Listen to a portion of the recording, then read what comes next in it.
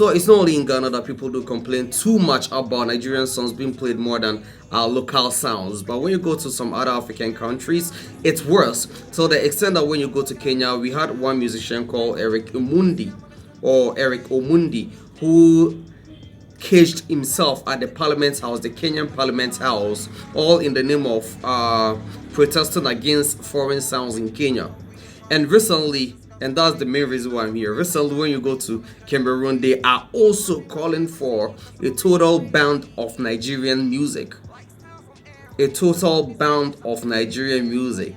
We will dive into that, but before then, I want you to subscribe to this channel, like, comment, and always stay connected. It's another beautiful, brand new day, brand new night, depending on wherever you are watching me from. Yeah, Charlie, my name is Jimmy Rav, and this is fun time. Yeah, so the whole when you go to Kenya at the moment, like, people are really protesting against foreign sounds.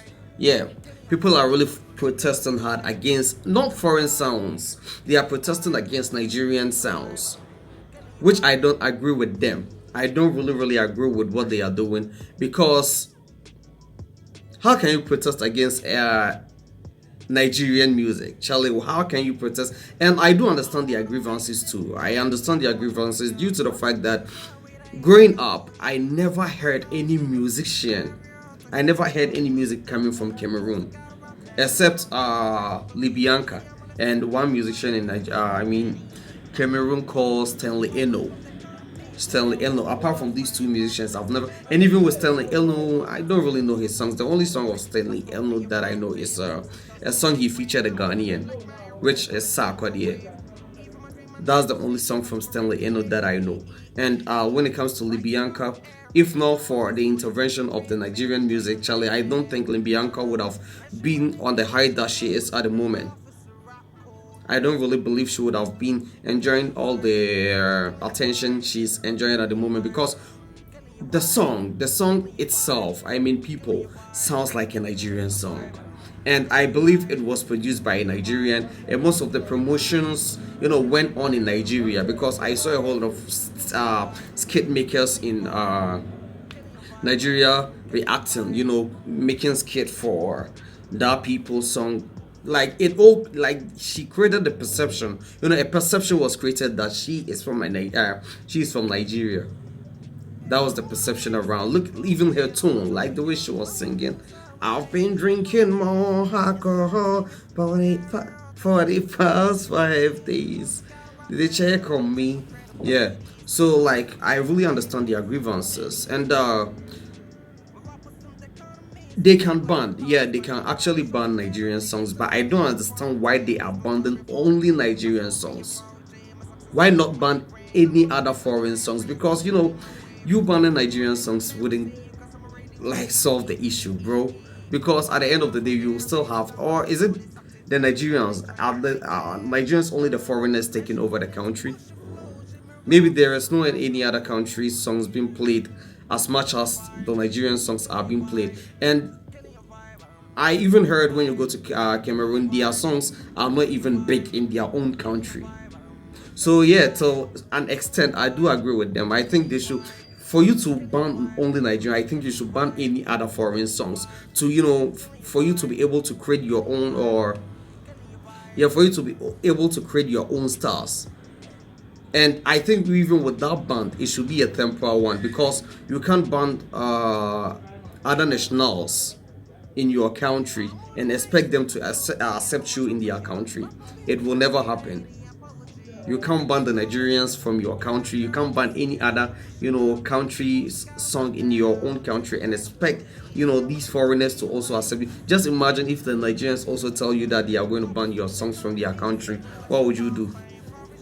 Yeah, like when you come to Ghana, like, Ghanaians are not calling for a total ban of the Nigerian music. They are only calling for a higher percentage airplay against the Nigerians, because most of the Ghanaians think the Nigerian songs are being played more than the Ghanaian song, which I feel like it's no fault of the Nigerians. It's no fault of the Nigerians, because just imagine, like I was saying, it's not fault of the Nigerians, because just imagine a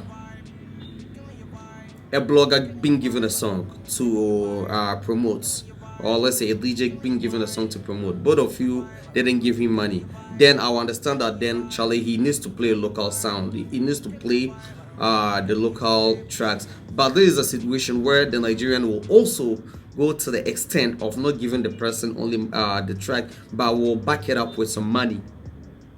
And Charlie, how much do our DJs even receive at these radio stations? They don't receive that much. You understand? They don't really receive that much. And I feel like it's only some handful musicians in Ghana that really appreciate our DJs, like that really appreciate our DJs very well. Most of these musicians don't even have these TikTokers and these skit makers on their payroll. They don't have them on their payroll. But Asantua, yeah, one of the biggest TikToker. Oh, sorry to Asantua for losing her TikTok account. But the thing is, yeah, Asantua even came out to say that she was, I think, was she the one who said it? I think, yeah, she came. Okay, I heard that she's on the payroll of Don Jazzy. She is on the payroll of Don Jazzy. Don Jazzy, flew Ajia Bintu to Nigeria just to have to create a skit with her. This guy Davido have a personal blogger called GH Hype in Ghana, who he normally flies to any country of his choice just to yeah, like Davido has DJ Hyper, right? DJ Hyper, who normally who is normally traveling around with Davido just to cover his events, what's going on around Davido. So just imagine these musicians who invest much into their crafts. Are you not expecting them to be bigger than you? They will definitely be bigger than you. Yeah, in Ghana it's only some few musicians that can do that. But in where you go to the Nigeria, we have a lot of Nigerian musicians, a lot of record labels in Nigeria who will spend this huge amount of money just to create attention around their musicians. Look, I think it was early this year that Don Jazzy came out with the budget for the first quarter of 2023, and it was more than almost $300,000. It was almost $300,000. Now I'm asking, how many musicians in Ghana will invest $300,000 into a single track? It was only Camido Sugarcane. His manager, I think George Britton, came out with the budget for like how much they spend on the promotion of their song. And yeah, looking at the budgets of the song, I think if all Ghanaians are going to invest that much into their song, Charlie, the industry will thrive. Like the industry will really go far, because look at how far Camido's Sugarcane went. It's hard for you to see a Ghanaian music crossing more than 50 million streams within a year on YouTube.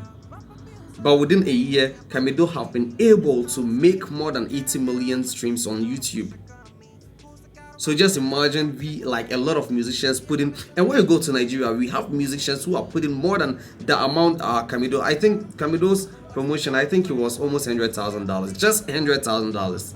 I don't have it, but it's just because even though there are certain money that I don't have, but I feel like it's not that huge. Just $100,000, into the music, because in Nigeria people are spending more than that. I even heard Davido spend more than $2 million on a single or yeah. And wizkid, I think wizkid Essence, I heard they spend more than $80 million on wizkid, just wizkid Essence, the Essence song.